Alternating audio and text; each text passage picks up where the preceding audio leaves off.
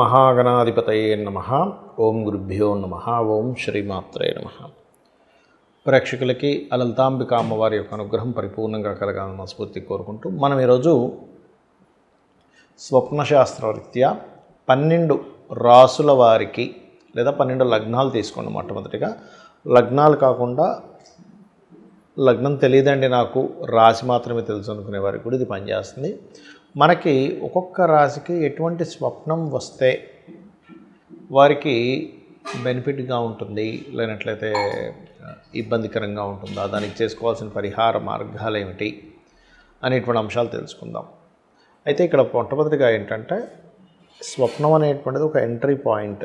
అంటే మనకు చూడండి, దేవతలు వస్తుంటారు, వాళ్ళు పూజించే దేవతా స్వరూపం వస్తుంది, వాళ్ళ కొన్ని ఇన్సిడెంట్స్ వస్తుంటాయి, లేకపోతే పితృదేవతలు వస్తుంటారు, చనిపోయిన వాళ్ళు వస్తుంటారు. అమ్మవారు స్వప్నరూపేణ సంస్థిత, యాదేవి సర్వభూతేషు స్వప్నరూపేణ సంస్థిత అంటారు. అంటే ఏంటి, స్వప్న రూపంలో కూడా అమ్మవారు ఉంటుంది. మనకి దాని మీద శాస్త్రమే ఉంది. కాబట్టి అసలు స్వప్నాన్ని అసలు ఎలా చూడాలి, దాని గురించి ఫుల్ డీటెయిల్స్ అండ్ ఏ రాశుల వరకు ఎటువంటి స్వప్నాలు వస్తే బాగుంటుంది అనేటువంటి అంశాలు చెప్తుంది నేనైనప్పటికీ కూడా చెప్పిస్తుంది సాక్షాత్ లలిత అమ్మవారిగా భావిస్తూ తెలుసుకుందాం. సింహం వారికి కనుక చూసుకున్నట్లయితే ప్రధానంగా సింహం వారికి మీకు ఏదైనా ఒక మంచి జరగనుంది అన్నప్పుడు సుబ్రహ్మణ్యేశ్వర స్వామి స్వప్నంలోకి రావడం కానీ, ఆంజనేయ స్వామి కానీ, ఏదైనా శక్తి దేవత ఆరాధన కానీ, లేకపోతే ఒక హోమం చేస్తున్నట్టుగా కానీ, ఏదైనా ఒక అగ్నికార్యం చేస్తున్నట్టుగా, లేకపోతే అన్ని దీపాలు వెలిగిస్తున్నట్టుగా వచ్చింది అంటే మీకు పూర్వజన్మ కర్మ ఎక్కడో క్లియర్ అవ్వనుంది అనేటువంటి విషయాన్ని అర్థం చేసుకోవాలి. అలా కాదండి, మేము ఎక్కడో ఒకసారి అయితే ఒక అతనికి ఎక్కడో లోయలో ఉన్నటువంటి ఒక శివలింగానికి వెళ్ళాము, మాకు దొరికింది, లేకపోతే ఒక శివలింగం దొరికింది, లేనట్లయితే ఒక మూర్తి దొరికినట్టుగా, అట్లా దేవతా సంబంధించినవి లభించినట్టుగా, లేకపోతే ఏదో మేము ఒక టాస్క్ చేసినట్టుగా వచ్చిందని చెప్పాడు. అప్పుడు ఏంటంటే వాళ్ళకి ఎప్పటి నుంచో సంతానం లేమి గురించి ఇబ్బంది పడేటువంటి సంతానం కలిగింది. సో అంటే ఇక్కడ ఏంటంటే ఒక స్వప్నం మనకు వచ్చినప్పుడు అది ఎలా ఉంది అనేది చూసుకోవాలి.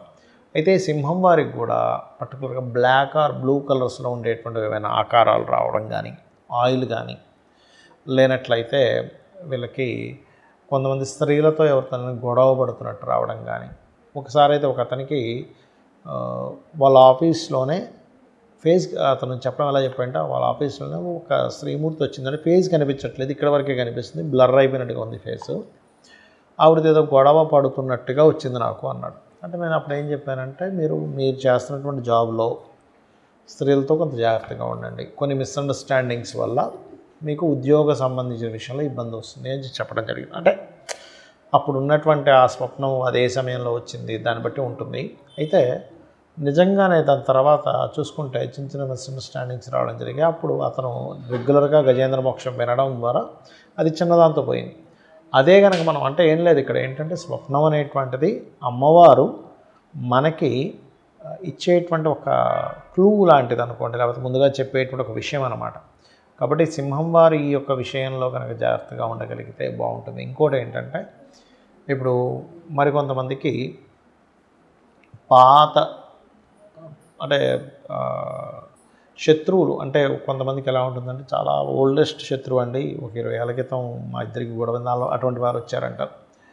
లేకపోతే అతను బాగా అంటే నాకు ఒక అతను చెప్పడం ఏంటంటే, నాకు ఒక 25 ఏళ్ళ క్రితం నాకు శత్రువు అండి అతను, ఆయన స్వప్నంలోకి వచ్చి బాగా ఏజ్ అయిపోయినట్టుగా. అప్పుడు నేనేం చెప్పానంటే, కొంచెం హెల్త్ విషయంలో జాగ్రత్తగా ఉండండి. కాబట్టి ఏంటంటే ప్రతి స్వప్నానికి ఒక అర్థం ఉంటుంది, దాని ద్వారా ఒక డీకోడింగ్ చేయొచ్చు. ఆ రకంగా మనం అయితే మీరు ఏంటంటే ఎక్కువగా సూర్య నమస్కారాలు చేసుకోండి, లేదా దత్తాత్రేయుడు ఆరాధన చేసుకోండి, అనే విధాలు బాగుంటుంది. అసలు మనకి ఏదైనా స్వప్నం వచ్చినప్పుడు దానికి స్వప్నశాస్త్రంలో ఉన్నటువంటి రూల్స్ ఏమిటి చూసుకున్నట్లయితే ఒకటే గుర్తుపెట్టుకోండి, వాళ్ళు చాలా క్లియర్గా చెప్పారు.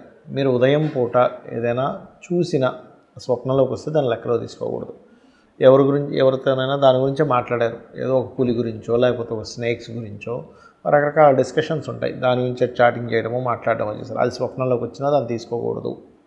అలాగే మీరు దేని మీద అనుమానించారు, అంటే అలాగా ఎవరో వచ్చేదో నన్ను ఏదో అటాక్ చేయబోతున్నారనో ఇంకా రకరకాలు ఉంటాయి కదా, అలాంటిది ఏదైనా అనుమానంతో మీరు నిద్రపోయారు, అది స్వప్నంలోకి వచ్చినా తీసుకోకూడదు. అంటే చూసినా, మాట్లాడినా, అనుమానం చేసినా ఆ యొక్క పనిలోనే పొద్దునుంచి ఉన్నారు. అంటే ఉదాహరణకి ఒక జూకి వెళ్ళి అక్కడేదో సమ్ స్నేక్ రిలేటెడ్ వాటిలో చూసారు, అప్పుడు అది అసలు వచ్చింది. అంటే ఏంటి ఇక్కడ మీరు ఆ రోజంతా ఒక యాక్టివిటీలో ఉన్నా, ఒక యాక్టివిటీతో ఒక విషయంలో మాట్లాడినా, ఒక విషయంలో అనుమానించినా, దాన్ని స్వప్నంలో గనక వచ్చినట్లయితే దాన్ని మీరు అసలు దాన్ని పరిగణనలోకి తీసుకోవద్దు అని చెప్తుంది శాస్త్రం ఒకటి. ఇక రెండవ విషయం ఏమిటి అని చెప్పి చూసుకున్నట్లయితే ఇక్కడ శాస్త్రంలో ఉన్నటువంటిది, మీరు ఆ స్వప్నం ఏ సమయంలో వచ్చిందో చూసుకోవాలి. అంటే అలాగా రాత్రి 9 నుంచి 12 మధ్యలో వస్తే అది ఒక 6 నెలలు పడుతుంది, ఒక్కోసారి సంవత్సరం కూడా పడుతుంది ఆ స్వప్నం గుడ్ ఆర్ బ్యాడ్ మీకు ఫలించడానికి. అలా కాదు 12 నుంచి 3 గంటల మధ్యలో వచ్చింది రాత్రి సమయంలో, అలాంటప్పుడు ఏంటంటే అది ఇంచుమించు ఒక 3 నెలల నుంచి 6 నెలల వ్యవధిలో అవుతుంది. 12 నుంచి 5 గంటల వ్యవధిలో వస్తే కనుక, అంటే 3 నుంచి 5 గంటల సమయంలో వస్తే కనుక మీకు అది ఆల్మోస్ట్ ఒక 1 మంత్ ఆఫ్ టైంలో, లేదు 5 నుంచి 6 మధ్యలో వచ్చింది, ఒక 10 days to 15 daysలో కూడా అవ్వచ్చు అది ఆ స్వప్నం యొక్క రిజల్ట్, అది గుడ్ ఆర్ బ్యాడ్. అలా కాకుండా తెల్లవారుజామున వస్తాయి కనుక 1 week నుంచి 10 days లోపల మీకు ఆ స్వప్నం యొక్క రిజల్ట్ వస్తుంది. ఇక్కడ అందరికీ అనిపించవచ్చు అదేమిటంటే నిజంగా స్వప్నశాస్త్రం ఉందా అంటే ఖచ్చితంగా ఉంది. ఎందుకంటే ఆ శాస్త్రం అనేటువంటిది ఉంది కాబట్టి మీరు చూడండి, మనకి పెద్దవాళ్ళు వస్తారు, చనిపోయిన వాళ్ళు వస్తుంటారు, అంటే ఒక ఎంట్రీ పాయింట్ లాంటిది.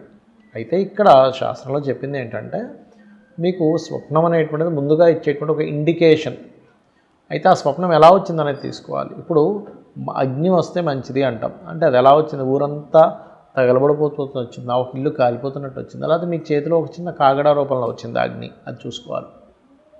గోవు వస్తే మంచిది అంటారు, కానీ ఆ గోవు వచ్చి మిమ్మల్ని పొడుస్తున్నట్టు వస్తుందా, నార్మల్గా అక్కడ కూల్గా ఉందా, ఆ యొక్క స్వప్నంలో జరుగుతున్న యాక్షన్ ఏమిటి. ఇప్పుడు పాము కాటేస్తే మంచిది అంటారు, కానీ పాము చుట్టేస్తే మంచిది కాదు. ఇలాగా మనకు స్వప్నం ఎలా వచ్చింది, ఒక వాటర్ వచ్చింది అనుకోండి, ఆ వాటర్ అగ్లీగా ఉన్న వాటర్, బాగా స్వచ్ఛంగా ఉన్న వాటర్, అక్కడ ఉన్నటువంటి ఆ స్వప్నానికి మనం రిలేట్ చేసుకోగలగాలి. దీనివల్ల ఏం తెలుస్తుంది మనకి అంటే, మనం ఏదైనా ఒక పని చేయబోతున్నాము, ఆ యొక్క పని చేయడం వల్ల మనం నష్టపోతున్నామా మంచిదా అనేటువంటి స్వప్నం అనేటువంటిది క్లారిటీ ఇస్తుంది. కాబట్టి ఎవరికైనా స్వప్నం వచ్చింది, ఒక బ్యాడ్ స్వప్నం వచ్చింది అనుకోండి, అప్పుడు మరలా కాళ్ళు చేతులు కడుక్కొని నిద్రపోతే ఇంకొక మంచి స్వప్నం రావడం వల్ల అది నలిఫై అవుతుందని చెప్తారు. అలా కాదండి 4 గంటలకు ఒక మంచి స్వప్నం వచ్చిందంటే, నాకు మెలకు వచ్చిందంటే, అలాంటప్పుడు నిద్రపోతుందని చెప్తుంది శాస్త్రం.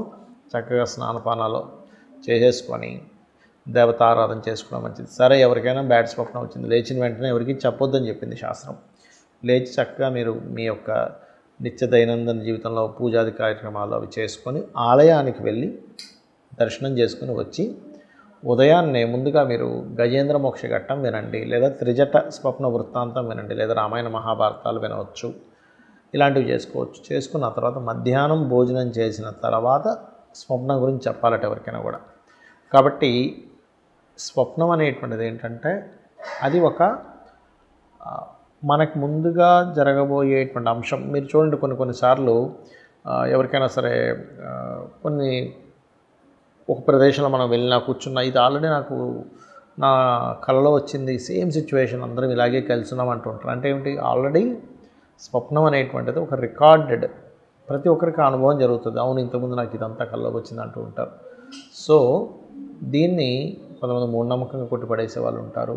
డాక్టర్లు ఏంటంటే మీరు చూసిందే వస్తుంది అంటారు. అది ఆల్రెడీ శాస్త్రంలో చెప్పారు కొన్ని వేల సంవత్సరాల క్రితం, మీరు చూసిందే కళ్ళ కూడా వస్తుంటుంది, దాన్ని పరిగణనలో తీసుకోవద్దని. కాబట్టి దీని గురించి ఏమి టెన్షన్ పడకుండా మీకు ఎలాంటి దుస్వప్నం వచ్చినా యూట్యూబ్లోకి వెళ్ళి గజేంద్ర మోక్ష ఘట్టము అని కొట్టండి, అది ఒక 1 hour ఉంటుంది, విన్నారంటే ఏమీ ఇబ్బంది ఉండదు, అన్ని విధాలా బాగుంటుంది. శ్రీమాత్రే నమః.